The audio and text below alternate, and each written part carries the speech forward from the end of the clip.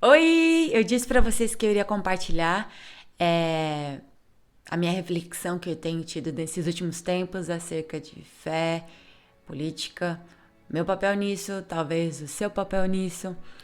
Então, chegou o dia! Yay! É só uma reflexão e eu queria compartilhar com vocês. Eu vejo que muita gente sofre e sofreu com a mistura nessas últimas eleições entre fé e religião. Eu também sofri. E quem não pecou nesses últimos tempos com relação a isso, não é mesmo? Pois bem, então eu acho que tá na hora da gente ponderar um pouco melhor acerca desse assunto. Parar de tratar como se fosse jogo de futebol. E é um tópico que eu gosto bastante, mas eu creio que não seja a minha vocação. Então, desde já eu já peço perdão se você ofendeu com isso e se você se ofendeu comigo com relação a isso. Eu realmente precisava de uma pacificação em meu coração e amadurecer a minha percepção de fé nesse assunto. Então, depois de conversar com o Tiago bastante e conversar também com o nosso mentor, pastor, eu acredito que eu esteja chegando em um lugar mais saudável e eu gostaria de compartilhar isso com vocês, para quem sabe ser luz e poder ajudar também você a se encontrar nesse caos, como eu tenho me encontrado e como eu tenho me pacificado. Então vamos lá, quem me segue sabe que eu gosto de explicar as coisas bem explicadinhas, então vem comigo para eu dar o pano de fundo até onde eu quero chegar. Jesus veio numa época muito conturbada. Israel estava sob o poderio do Império Romano e eles vinham de 400 anos de guerras e da diásporas. E quando Jesus veio, eles estavam nas mãos do mais cruel exército comparado com todos os outros inimigos passados.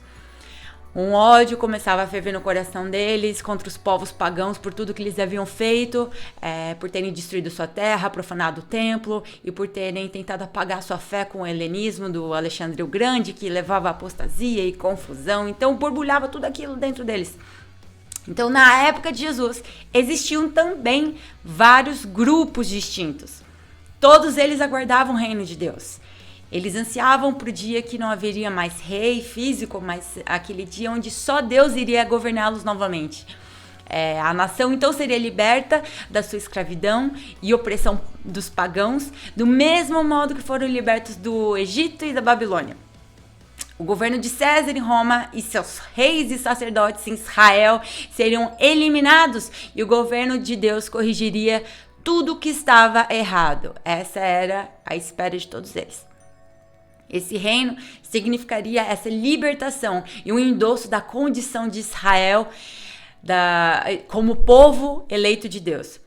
Até esse dia, eles viviam esperançosos e mantinham a sua fé e tudo que estava relacionado a ela à espera do Messias. Lembra? Eles seriam abençoados, nação de Deus, para abençoar todos os outros povos da terra. Mas eles divergiam sobre como, quando e por meio de quem Deus realizaria essas coisas e como eles deveriam viver naqueles dias. Ou seja, havia muita discórdia também entre os judeus na época em que Jesus veio.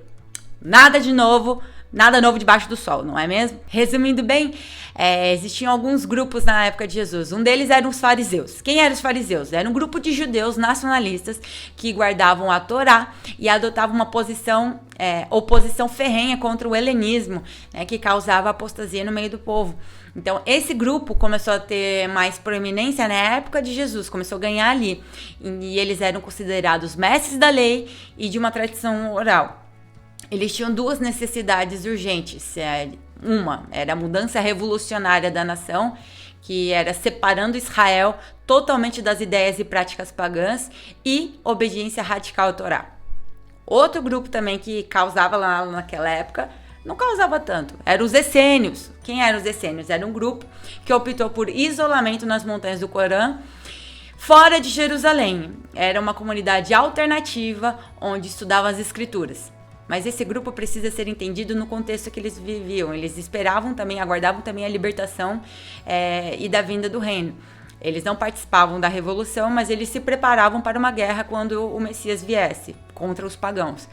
Mas optaram, nessa época, por isolamento, pureza ritual e oração. Eles viram como o templo estava profanado, com sacerdotes corruptos e corrompidos, então eles falavam, vamos nos separar, e eles também achavam que eles eram os únicos certos. Outro grupo eram os saduceus, que eram os mestres oficiais da lei e representantes finais da religião judaica. Juntamente com os fariseus, eles eram os membros do conselho do governo, o sinédrio. Então, eles dependiam do favor romano para manter a sua posição e influência na sociedade. Eles eram ricos, então, assim, eles não tinham esse espírito revolucionário dos fariseus e dos essênios, né? O poder deles era para colaborar com os romanos e mantinham, então, o status quo. Essa era a ideia deles. E tinha um outro grupo também, chamado zelotes, né? Conhecido também como sicários. Era uma subcultura da nação. Era um grupo com pessoas de diferentes interesses distintos, e incluía fariseus que eram zelosos por Israel e estavam dispostos a empunhar armas nas mãos com uma revolução sangrenta. E os zelotes eram fiéis à Torá, se opunham ferozmente a qualquer concessão à cultura pagã. Eles utilizavam da violência, como eu disse, para obter seus objetivos e estavam dispostos a serem martirizados pela causa. Era o grupo da revolta armada, a fim de libertar o povo e purificar a terra e o templo da profanação pagã. Frequentemente eram liderados por alguém que se autodenominava Messias. E tinha um grupo de pessoas, que era a maioria, que esperavam o Messias, mas não pertenciam a nenhum desses grupos. Então veio Jesus nesse burburinho todo, nesse caldeirão fervente. E aí eu gostaria de inserir aquele textinho rapidinho, só pra gente lembrar de Mateus 22, onde os fariseus tentavam tramar algum modo de pegar Jesus para prender ele. Então eles enviaram alguns de seus discípulos e começaram a fazer algumas perguntas para Jesus, para tentar pegar ele no pulo e tal. Daí eles falaram, mestre, né, aquele bajulação. Sabemos que o senhor é honesto, ensina o caminho de Deus de acordo com a verdade, é imparcial e não demonstra favoritismo. Agora diga-nos, o que o senhor pensa a respeito disso? É certo pagar impostos a César ou não? Jesus falou assim, percebendo, né, a intenção deles, falou, hipócritas, por que vocês tentam me apanhar nessa armadilha, cara? Mostre a moeda usada para pagar o imposto. Aí eles pegaram a moeda de prata e ele disse, de quem são a imagem e o título nela gravados? Eles, de César. Aí Jesus deu aquela resposta, que ecoa. Então deem a César o que é de César e deem a Deus o que é de Deus. Bum! Essa passagem me deu um soco na cabeça e eu fiquei pensando, ponderando nela.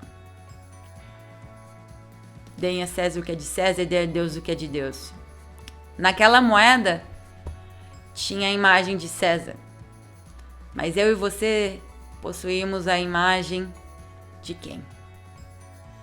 Bom, continuando o pensamento, sabe, no grupo que seguia Jesus tinham pessoas de todo tipo, tinham fariseus, tinham saduceus, tinham zelotes, tinham pessoas comuns, homens e mulheres, todos largaram tudo para segui-lo e caminhavam com ele e entenderam que este reino estava no meio deles através de Jesus e do mover do Espírito, com o arrependimento dos pecados, os sinais e maravilhas que o acompanhavam, mas que também esse reino viria lá na frente de uma forma plena no fim dos dias. E eles ouviram da boca de Jesus esses ensinamentos como amem a Deus com tudo que vocês possuem, com tudo que vocês têm e amem o próximo como a ti mesmo. As visões distorcidas do que era para ser feito cegavam a visão dos discípulos para verem a sua santa vocação em Deus através do amor. Só que ali a galera só levantava muros e muros e muros. E essa resposta de Jesus sobre César e Deus separa e explica bem a sua visão e dissipa a confusão daqueles que o viam atentamente. Dai a César o que é de César e dei a Deus o que é de Deus. Jesus dizia com isso, estes dois não combinam, eles não andam juntos. As suas entidades são uma terrena e a outra celeste. Uma é santa e a outra profana. E a nossa vocação está para a santa. Por isso, nenhum governo será capaz de satisfazer as demandas do reino plenamente que em nós habita. Somente o Senhor Jesus irá realizar este feito. E aqui eu também lembrei de quando Jesus, prestes a ser crucificado, interrogado por Pilatos, ele diz: o meu reino não é deste mundo. Então, um conselho, disse o meu pastor, ele coloque as suas expectativas no reino que virá, não na terra que jaz no mal, e seja sempre sabor e luz enquanto isso não acontece. Aí eu perguntei, onde então que a justiça e a política se interagem? E aí a resposta dele foi muito legal. Ele falou o seguinte: justiça e política interagem em ações justas daqueles representantes do povo que preferem ser íntegros, manifestando o certo, custe o que custar.